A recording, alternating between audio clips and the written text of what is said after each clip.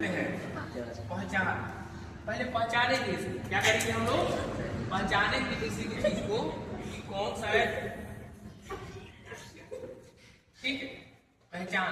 अब पहचाने कैसे कि कौन सा टेंस है, ठीक है ना? उसकी पहचान ये होती है प्रेजेंट इंडेफिनिट टेंस की, जिन हिंदी वाक्यों के जिन हिंदी वाक्यों के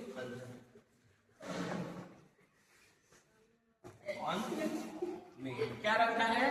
ता है, ती है, ता है, ती है, ते है, तुम हो, इत्यादि, ठीक है ना?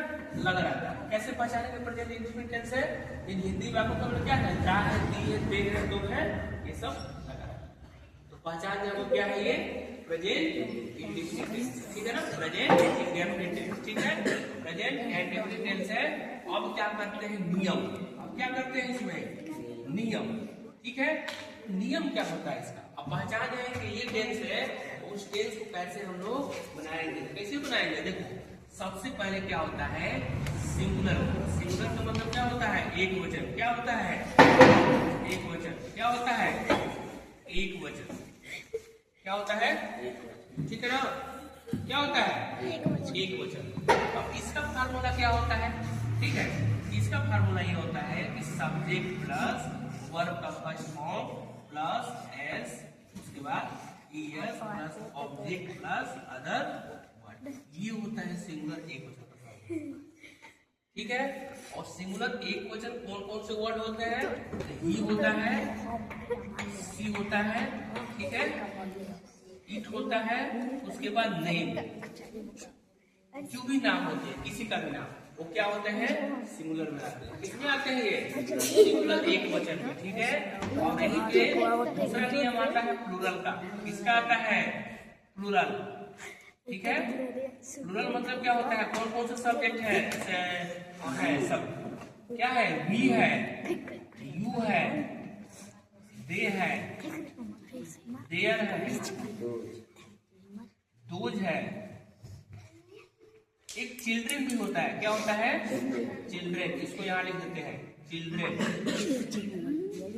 चिल्ड्रेन मतलब क्या होता है? बहुत सारे बच्चे रहते हैं ना, तो क्या होते हैं? ग्रुप में रहते हैं तो बहुवचन हो गए, बहुत सारे बच्चे हैं, ठीक है? तो अब देखिए इसके लिए क्या नियम बनता है यहाँ पे? सब्जेक्ट प्लस क्या होगा? वर्ब का first form plus object plus other. और देखो यहाँ पे यस या यस, यस या यस नहीं लगता है, यहाँ पे हट जाता है, ठीक है ना?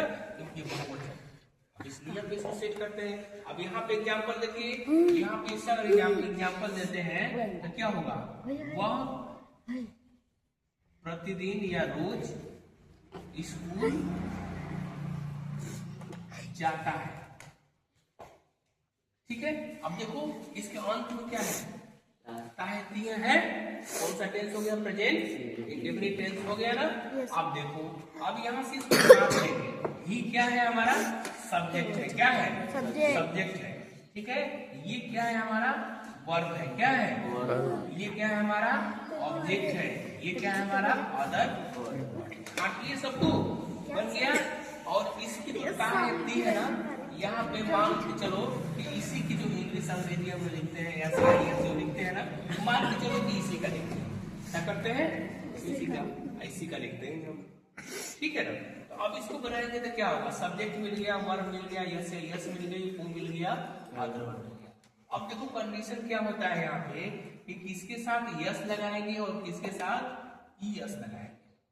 पता है? एस किसके साथ लगाते हैं? कॉन्सोनेंट।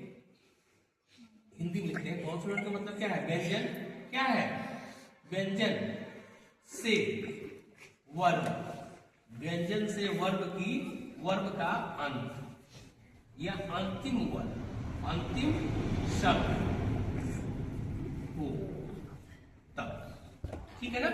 देखो एस कब लगाएंगे? जब व्यंजन से वर्ब का अंतिम शब्द, ठीक है ना, तब। बात समझ गए? ठीक है ना? जो एस कब लगाएंगे? जब वर्ब में व्यंजन अंतिम शब्द क्या हो? व्यंजन, ठीक है ना? उसके साथ एस लगाते हैं, ठीक है? जैसे देखिए अब यहाँ पे वो रोज स्कूल जाता है, ईएस कब लगाएंगे यहीं पर देख लीजिए। जब देखिए स्वर से वर्ब का अंतिम वर्ग का अंतिम शब्द हो, तब क्या करते हैं ईएस लगाते हैं। क्या करते हैं ईएस लगाते हैं, ठीक है।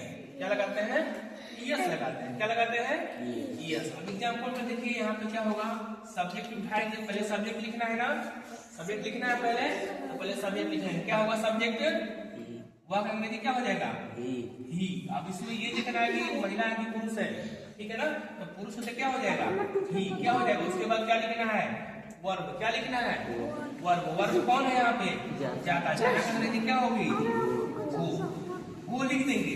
अब देखो यहाँ पे कंडीशन में कि जब वावेल से शुरू होता है, वावेल से जब खत्म होता है, ठीक ना, किससे खत्म होता है वावेल, स्वर से खत्म होता है ना अंतिम शब्द। अंतिम शब्द कौन है वो है स्वर, है कि नहीं है।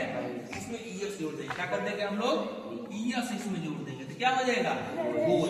अब किसी के तरफ जाते हैं हम लोग, तो उसके लिए किसका प्रयोग करते हैं टू का।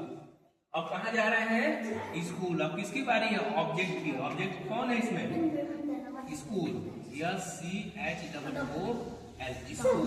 उसके बाद किसकी बारी है अदर वर्ड। अदर वर्ड कौन है रोज, या तो डेली लिखेंगे या तो एवरीडे लिखेंगे, ठीक है ना। क्या लिखेंगे या तो डेली या तो एवरीडे। समझ में आ गया चीजें पूरा। अब ये तुम्हारा पूरा ऐसे कोई भी टेंस बनाइए, सबसे पहले हेडिंग डालिए, उसकी पहचान लिखिए, दोनों का नियम लिखो, उसके बाद ठीक है ठीक है।